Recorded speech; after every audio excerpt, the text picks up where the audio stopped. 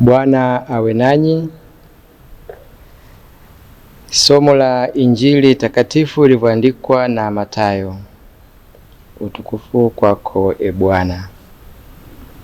Yesu aliwaambia mitume wake, jihadharini na wanadamu, maana watawapeleka mabarazani na katika masinagogi yao watawapiga. Nanyi mtachukuliwa mbele ya maliwali na wafalme kwa ajili ya jina langu, kuwa ushuhuda kwao na kwa mataifa. Lakini hapo watakapowapeleka, msifikiri jinsi mtakavyosema, maana mtapewa saa ile mtakavyosema, kwa kuwa si ninyi msemao, bali ni Roho wa Baba yenu asemaye ndani yenu. Na ndugu atamsaliti nduguye ili auawe, na baba atamsaliti mwana, na wana watawainukia wazazi wao na kuwafisha. Nanyi mtakuwa mkichukiwa na watu wote kwa ajili ya jina langu, lakini mwenye kuvumilia hata mwisho ndiye atakayeokoka.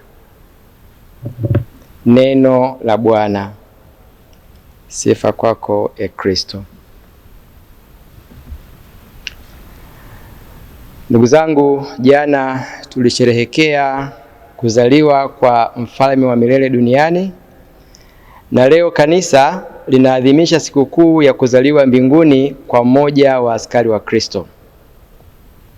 Huyu ni Mtakatifu Stefano, shemasi na shahidi. Yesu alikuja duniani ili wafuasi wake waaminifu waende mbinguni. Tunapoadhimisha leo sikukuu ya Mtakatifu Stefano, tukumbuke kwanza kuwa jina la Stefano lina maana ya taji. Hivyo leo tunaadhimishwa kuvikwa taji ya ushindi Mtakatifu Stefano baada ya kuifia imani.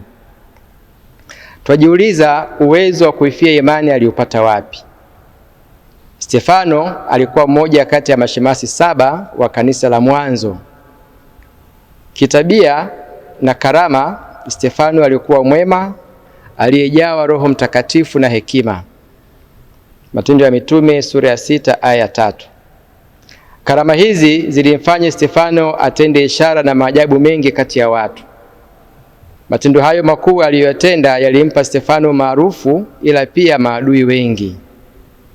Uwema na uwezo wake wa kupambanua hoja na kufundisha kwa ufasaha kulimfanya shemasi Stefano ajikute anachukiwa, na hivyo hata kama alikuwa mwema alionekana mkosaji kwa makundi ya watu ambayo hayakuwa na nia njema juu yake. Stefano alisingiziwa kuwa, kwa mfano, amekufuru mahali patakatifu, amekufuru Torati na mengine mengi, makosa yaliyomstahilisha kuuawa. Kwa nguvu na uwezo wa Roho Mtakatifu, Stefano aliendelea kufundisha yaliyo kweli kuhusu Mungu na mpango wake mzima wa ukombozi. Stefano akaishia kukamatwa na kuuawa. Akawa mfuasi wa kwanza wa Kristo kuifia imani. Shahidi Stefano anafanana sana na Kristo kwa namna alivyoyaendea mauti yake. Kwa mfano, alihukumiwa kwa makosa ambayo hakuyatenda, alikufa akisali, alikufa akiwaombea msamaha watesi wake. Alisema, Bwana usiwahesabie dhambi hii. Matendo ya Mitume sura 7 aya 60. Kati ya mambo mengine, tunamwadhimisha Mtakatifu Stefano kama mtu aliyeishi msamaha. Kila aliye mwema anajua kusamehe. Kila msamehevu hatunzi kinyongo, na kila asiye na kinyongo anakufa kikristo. Maisha ya Ukristo kwa asili ni maisha ya ushuhuda na kimsingi ufia dini. Si rahisi kuishi maisha ya ushuhuda kama si kwa nguvu ya Roho Mtakatifu anayetufanya kuwa wema na wenye hekima. Kifodini cha Mtakatifu Stefano kinatukumbusha umuhimu na mchango mkubwa wa Roho Mtakatifu katika maisha yetu ya ufuasi. Leo ikiwa ni siku ya kupeana zawadi, tumezoea kuita Boxing Day, Mtakatifu Stefano anatupa mfano mzuri wa zawadi gani tuweza kutoa kwa wenzetu. Kwanza, tuwape wenzetu zawadi ya utu wema. Pili, tuwape wenzetu zawadi ya msamaha. Na tatu, tuwape wenzetu zawadi ya ushauri unaoongozwa na hekima ya Mungu. Mtakatifu Stefano amevikwa taji la ushuhuda mbinguni, nasi tunakumbushwa kwa kuchagua kuwa Wakristo tumechagua pia maisha ya ufiadini. Hapa ndugu zangu, tukumbuke kuwa kuna aina 3 za kifodini. Aina hizo ni kifodini chekundu, kifodini cheupe na kifodini cha kijani au pengine bluu.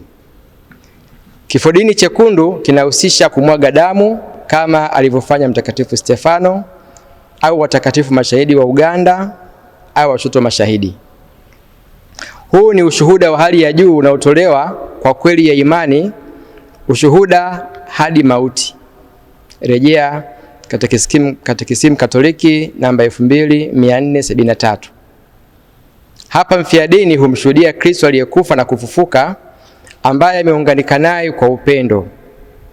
Hapa Mkristo anavumilia kifo kwa njia ya tendo la ujasiri, mithili ya Mtakatifu Inyasi wa Antiokia aliyewahi kusema, niacheni niwe chakula cha wanyama wakali ambao kwao nitajaliwa kumpata Mungu.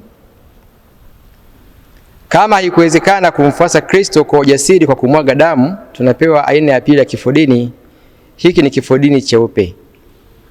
Hiki hakihusishi kumwaga damu, ila kutenda matendo yote tukiongozwa na upendo wa kimungu, na hii kwa hakika ni kwa kuwezeshwa na Roho Mtakatifu tunayempokea kwa njia ya sala, wakati wa kipaimara, Ekaristi Takatifu na kadhalika.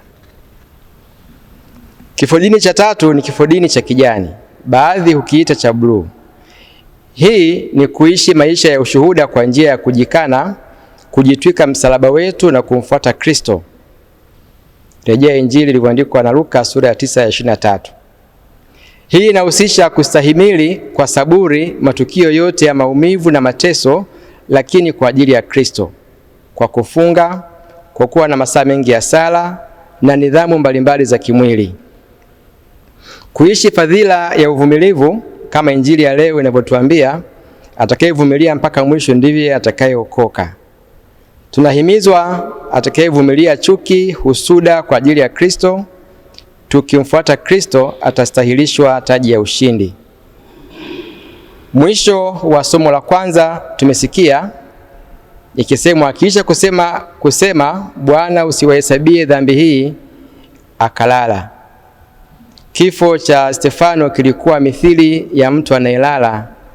Maana yake alikufa katika amani. Hakufa katika mahangaiko. Alipumzika tu. Alikufa akisali. Hapa Mtakatifu Agustino anasema endapo Stefano asingesali, kanisa lisingempata Mtakatifu Paulo. Mtakatifu Stefano akiwa shemasi au mhudumu anawakumbusha watumishi na wahudumu wote kuwa ili kumtumikia Mungu kwa usahihi na ufasaha tunahitaji sana nguvu ya Mungu mwenyewe, yaani Roho Mtakatifu, ili tutimize utumishi wetu kwa namna impendezayo Mungu na kwa hekima itokayo kwa Mungu mwenyewe.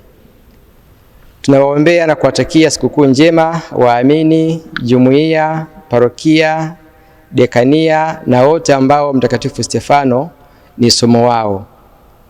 Mtakatifu Stefano, shemasi na shahidi, utuombee. Tumsifu Yesu Kristo.